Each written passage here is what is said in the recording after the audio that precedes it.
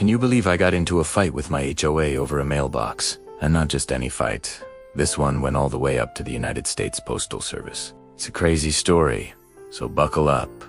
It all started with a simple idea. Our old mailbox was, to put it nicely, a piece of junk. It was rusty. The door barely stayed shut, and half the time our mail ended up soggy. I figured, hey, time for an upgrade. I spent a weekend researching and found the perfect one. It was a beautiful, sturdy, locking mailbox. Not only would it look 1,000 times better, but it would also protect our mail from theft and the elements. A total win-win. Right?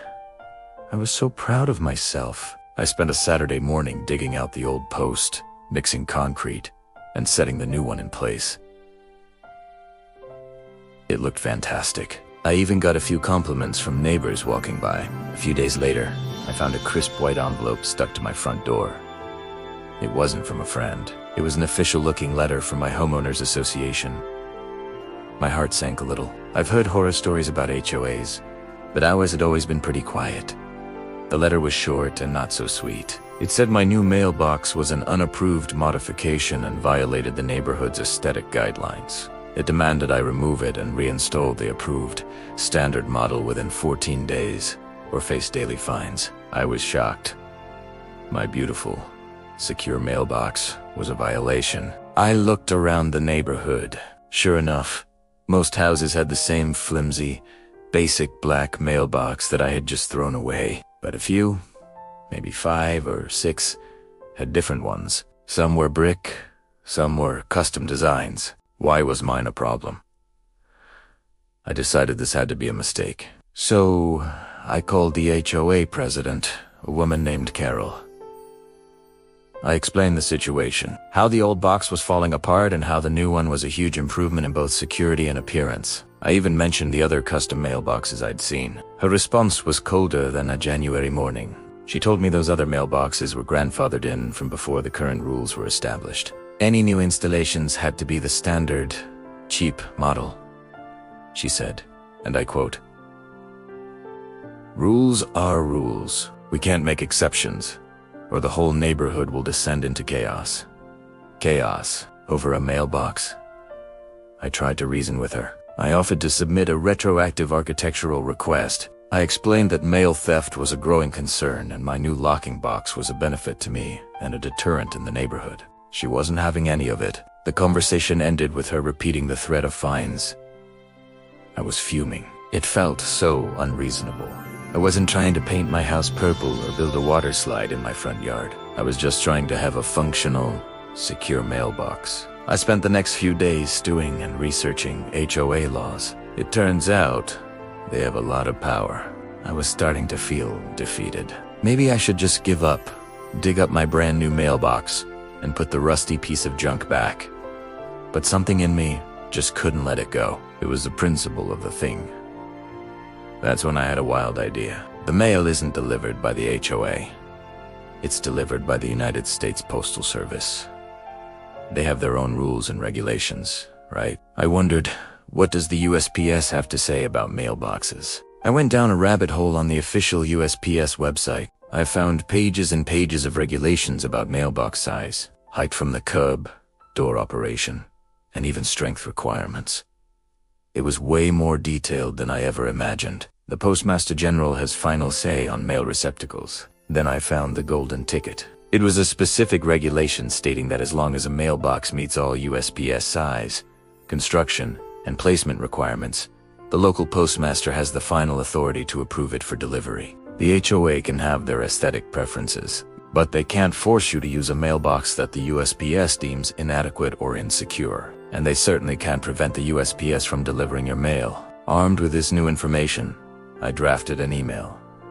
It was a masterpiece of polite but firm communication. I sent it to the entire HOA board. I detailed the timeline of events, the unreasonableness of their demand, and then I dropped the bomb. I cited the specific USPS regulations. I explained that my new mailbox was fully compliant with federal postal standards, and that I had concerns that the approved standard model was not secure and potentially not even fully compliant itself. I finished by saying that I had reached out to our local postmaster for an official inspection and his final approval, as is my right under federal law.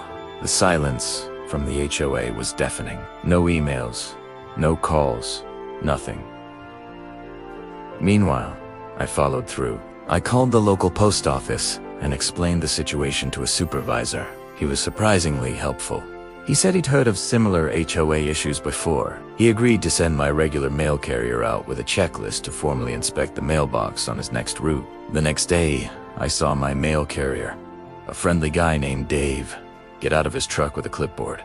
He spent about 5 minutes looking over my new mailbox. He measured the height, checked the distance from the curb, tested the door, and made sure the opening was the right size. He gave me a thumbs up and said, "This thing is perfect. It's actually one of the better ones on the route, way more secure than those cheap plastic ones." He made a few notes, signed his form, and told me he'd turn it into the postmaster. 2 days later, another envelope appeared on my front door. It was from the HOA again. My stomach did a little flip. I braced myself for another battle.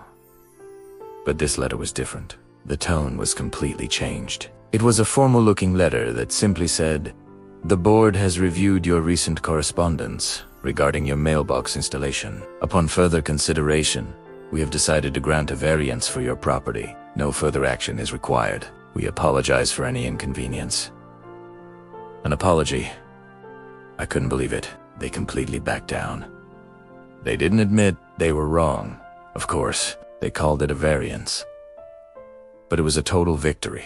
The threat of fines was gone, and my beautiful, secure mailbox was officially safe. I never heard from Carol or the board about it ever again. It turns out, the HOA knew they couldn't win a fight against the youth. Their little neighborhood kingdom didn't have jurisdiction over the federal mail system. My hunch had paid off. Sometimes, you have to stand up for yourself, do your research, and find a bigger authority to back you up. They were banking on me not knowing the rules, on me just rolling over and complying. So, if you're ever in a dispute with a petty tyrant on an HOA board, don't just give in. Do your homework. Read the bylaws, sure, but also look at city ordinances, state laws, and even federal regulations. You might be surprised to find out that their power is as absolute as they want you to believe. My mailbox is now a monument to that principle. Every time I get my mail, I smile a little. It's a small victory, but it was so sweet. Thanks for listening to my story. If you've had your own crazy HOA battles, drop them in the comments below. I'd love to read them. And don't forget to like and subscribe for more stories.